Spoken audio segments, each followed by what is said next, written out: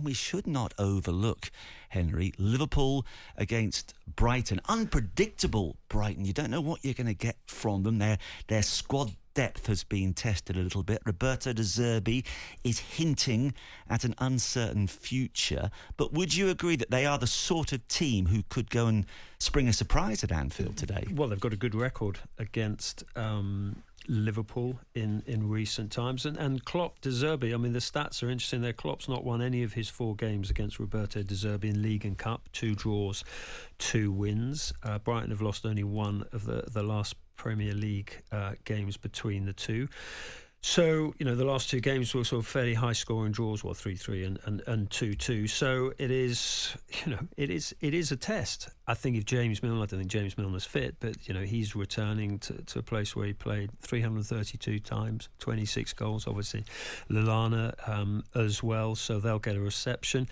And Alexis McAllister, I can see McAllister featuring in the headlines. I just think he'll be up for this. You just look at his goal scoring record. I think he scores 3 on the spin, you know, so he's, you know, I think he'll be up for this.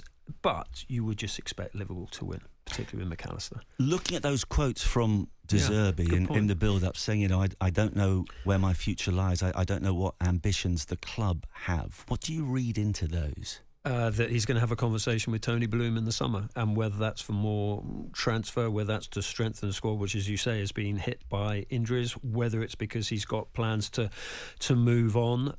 I hope not. I think he's been so good at Brighton. I think one day we'll see him at Barcelona. I can imagine. I can just sort of see him there. But look, he is overachieving. But I can completely understand why the sort of the headlines, particularly with Alonso saying he was staying on at Bayer Leverkusen, that De Zerbi has been linked with Liverpool. It looks like Amarim at Sporting is the sort of the leader in the clubhouse for that. But absolutely, there'll be a De Zerbi cam. For sure. Well, he's fun to watch anyway. Yeah, Xabi Alonso's announcement, for me at least, as a little bit of a surprise. I mean, they have been remarkable, and they turned things around again to maintain their unbeaten record. And by the way, talking of unbeaten records, congratulations to Falkirk, who yesterday secured promotion, and they're still unbeaten this season as well. But did the timing of Alonso's statement that he's going to stay surprise you a little bit? It didn't surprise me in terms of the substance of the man. He wanted to be open and straight with his club and with other clubs who he was being linked with. He's got a lot of sort of dignity and calibre and substance as an individual, as well as obviously an outstanding player and now coach. I mean, it is fascinating whether he sees his long-term job at Real Madrid, and maybe he's slightly focused on that, and he's seeing how things maybe unfold there over the next year or two.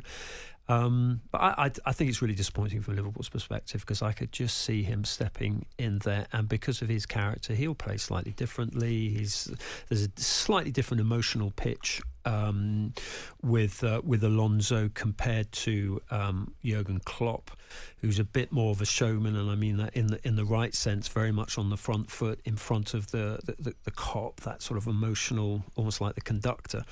I just think it's a pity, because I think Klopp's going to be such big boots to step into. You need someone with that self-confidence, with a great trophy behind him, as he should get with the Bundesliga. So I think it's a loss for English football that he's not going to go there. Yeah, and actually, while we're touching on the Bundesliga, Thomas Tuchel's given up the ghost, not surprisingly, after Bayern lost again yesterday. I mean, that's an astonishing story in itself, isn't it? It is, but they're still rolling along in the Champions League. For now. For now, but Kane's playing well. Eric Dyer's been playing very well at centre-back for them, certainly in Europe. So, I mean, anything's possible with Tuchel in the Champions League.